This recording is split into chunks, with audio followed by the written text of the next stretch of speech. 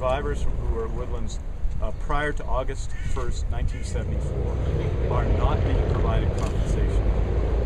Sadly, I think people who know the history of Woodlands very well will tell you that it is likely that the most serious abuse of Woodlands actually took place before 1974, and practices were certainly worse before 1974. The reason there's a deadline in 1974 was that the government in the early 1970s, in 1974, the bill was proclaimed on August 1st, 1974, passed legislation essentially saying you could sue the government. And so the government is using a legal technicality, and has been for a couple of years, to divide Woodlands survivors into two groups. One who get compensation and one that don't. Their position is legally, we believe, correct, but it's morally and politically wrong. So this has to change.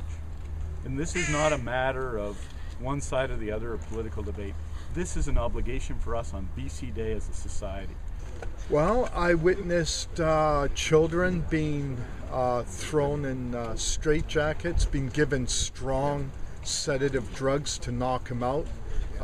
For instance, paraldehyde, thrown into isolation room with no furniture, no creature comforts whatsoever for extended period of time. I was thrown in isolation for a month at one point. I've seen kids beaten. I've seen kids dragged by the hair down a staircase. I myself was sexually abused by staff members, one in particular who was a known serial offender. Great wrong was committed against the people of Woodlands by the province. And I'm not blaming any one political party, I'm blaming the province as a whole for the wrongs that were done. And it strikes me that it was as illegal then as it is now to beat children while in government care. It was as illegal then as it is now to sexually molest children while in government care.